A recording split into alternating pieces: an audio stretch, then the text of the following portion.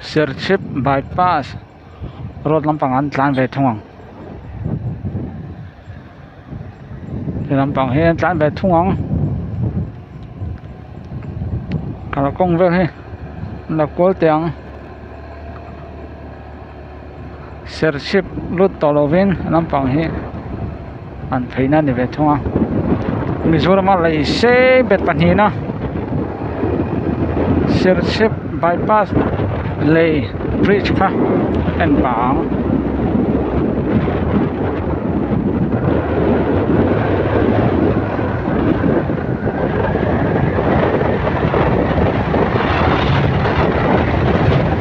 ban rùm và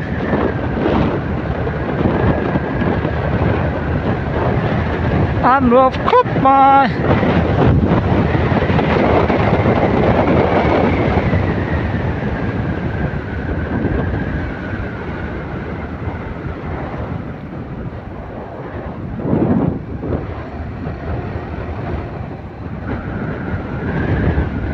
và ăn rùm em và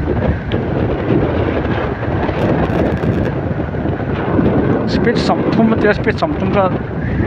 lặn mông ấy mấy tan bị chi này nè speed sòng lý bom mông đó đi không hai ôi à xuân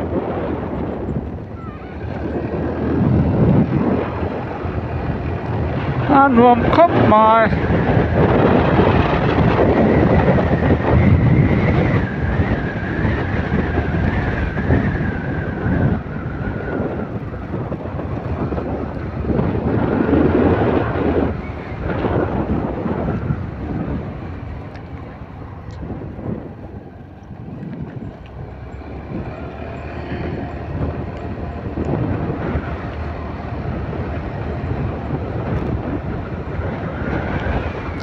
Serchhip bypass road ani a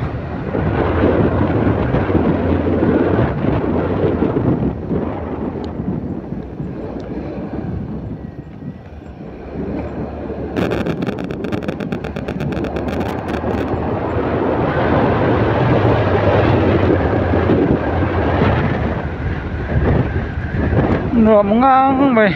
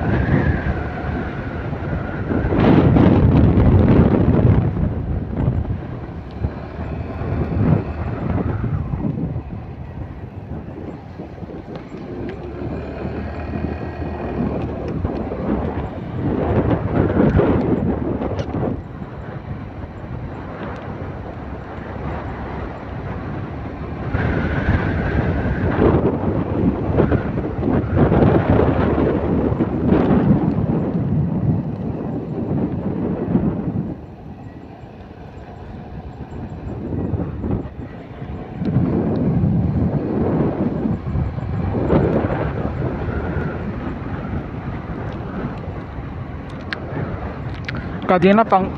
chạc làm khi Serchhip qua in po om phê ha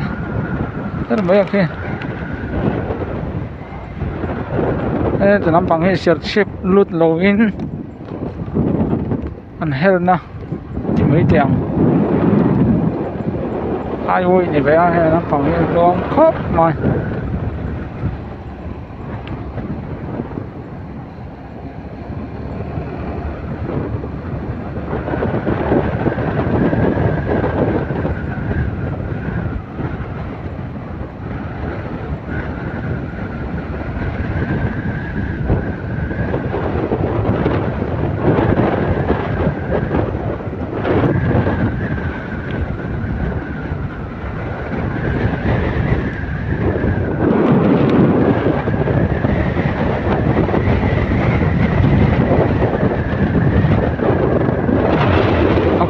Thôi đi vào tắm về nghe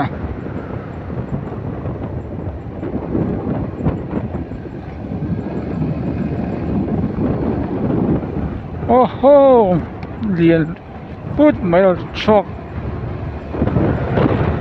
sắt này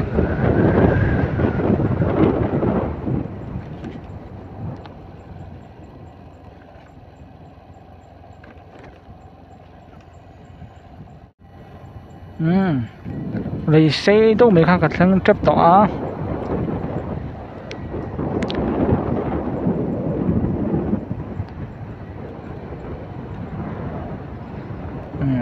so là sân tỏ mấy này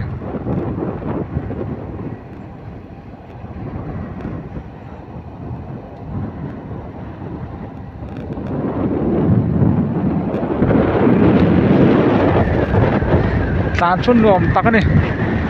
cái chọc lắm cái sợi chim qua bình bỏ ông nuôi mấy cái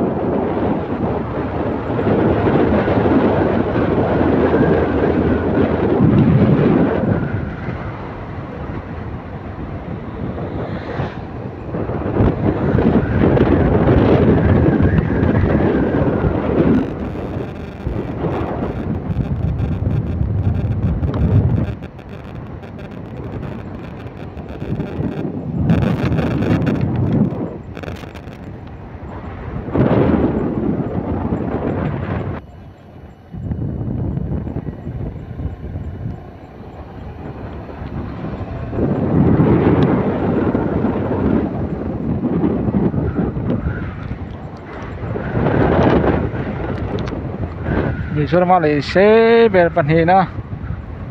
sao sáng rút mấy so Mizorama Lei sẽ về Pahnihna anh ấy sẽ về khăn thịt na anh ấy đâu nha sẽ về lâu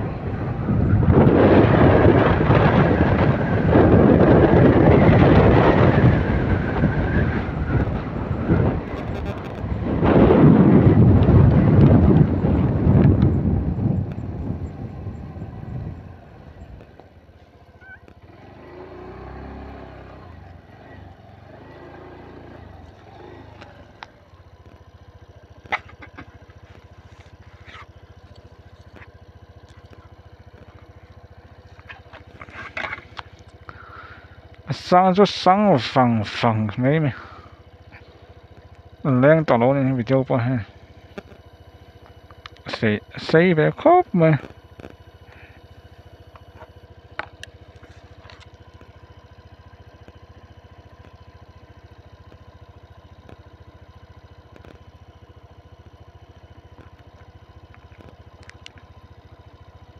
anh nào khóc mà rong tới chân hỏi thầy sơ chân ai chân đòn lệ rộng chứ mà là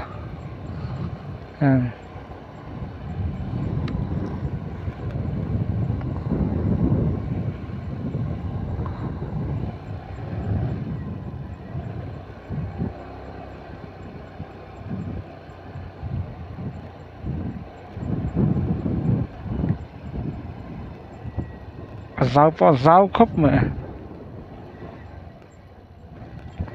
xem túi bụi lề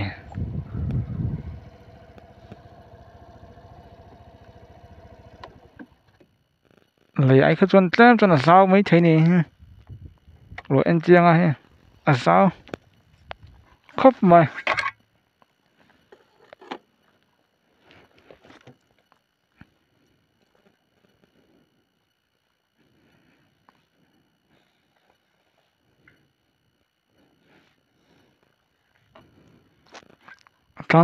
thằng làm phúc không nói làm có gì tiền sao khóc mà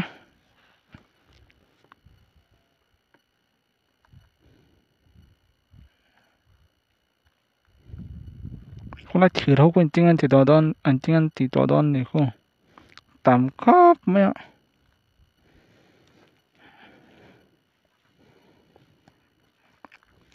xem túi bụi lại ai có chuẩn xây cho xây dọc luôn mà chỗ à giáo giống hay chỗ cái anh chiang á hay à giáo giống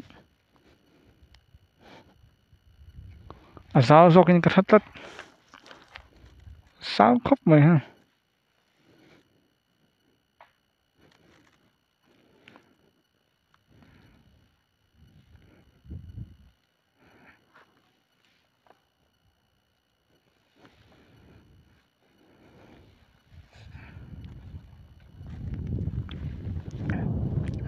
chỗ hơi đỏ ha hay này ha right char char mấy chuyện này thì giống cái này Serchhip bypass lấy về anh thấy chú phát mấy rồi xem